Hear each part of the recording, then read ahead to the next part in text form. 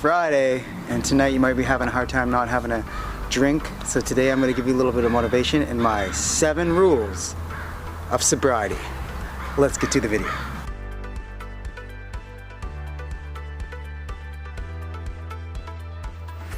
What's up guys, I'm AC from lovingthesoberlife.com. Today we're going to be talking about my 7 rules that kept me sober for the past 3 years. If you like this video, please, it would help a lot if you give us a like, tap that subscribe button, and help us out with this video to share this with more people who need to get sober this year. I'm on a mission to help 1,000 people get sober and clean of whatever addiction they have, mostly alcohol.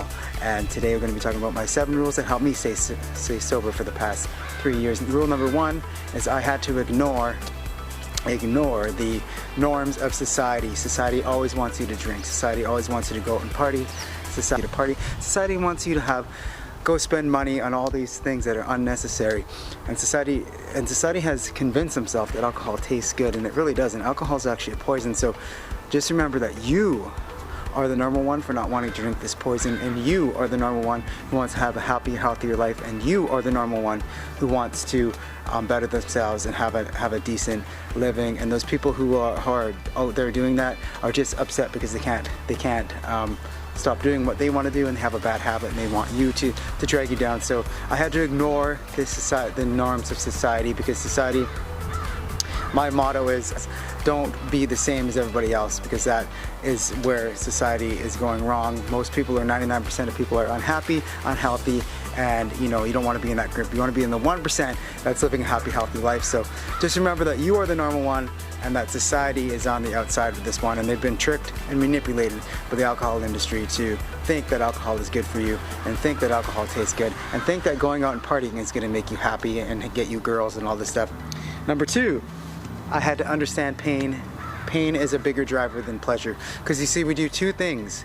Humans change for 2 reasons: pain or pleasure. And sometimes pleasure isn't enough for us. Sometimes the pleasure of knowing that we have to do something, sometimes the pleasure of thinking about what we have to do and knowing that it's going to better our lives and all that stuff isn't good enough. Sometimes you have to have that pain, that driver, that thing that drives you to do something great, that drives you to quit drinking or quit doing whatever. Sometimes you need that pain.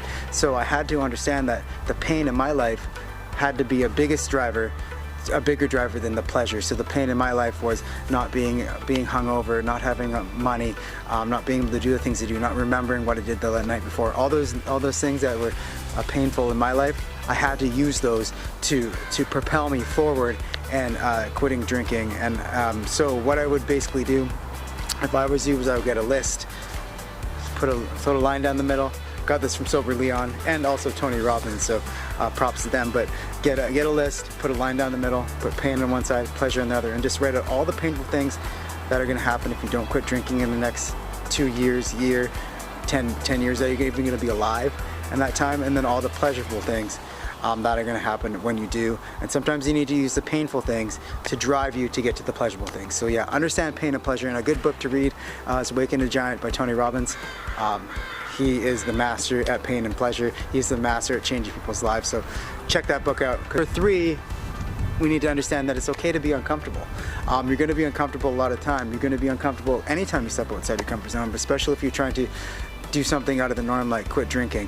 You're going to be uncomfortable. You're not going to like it. You're going to have feelings of stress, anxiety. Sometimes people get the shakes. Sometimes people get sick. Sometimes people have withdrawal symptoms.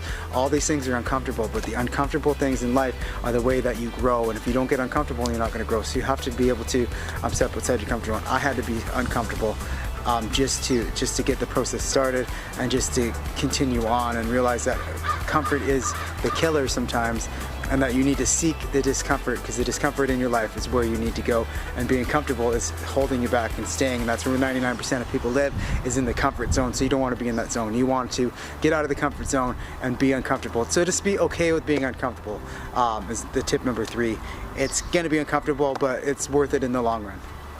4 is not take failure, have a different perspective on failure. Look, if you want to be successful in your life, you're going to fail. Sometimes you're going to fail forward. It's constant imperfect action. Constant imperfect action is how we get anywhere in life, especially quitting doing anything like getting sober, or quitting alcohol, quitting all sorts of things in your life. You're going to have to fail. So be comfortable with failure and learn from it. If you fall down, if you have a relapse, if you started quit drinking one day and the next day you're drinking because whatever circumstance, just don't quit, don't give up, just get back up and keep doing it because you've learned something. So what I did was every time I failed, I would think of what did I learn from this? What lesson can I learn? And I would carry on, and I would concentrate on the lesson and try not to do that the next time. And over time, you get better at this, and over time you stop failing so much, and over time you will get better at it, and you will succeed on getting sober this year. I can guarantee it, as long as you learn from your failures and continue and don't stop trying, because I believe in you. Number 6 is learn to occupy your time with better habits. Look, when I quit drinking, I thought I was going to be so bored. Life is boring. We can't do this. It's a lie. Life is not boring. Life is so amazing on the other side.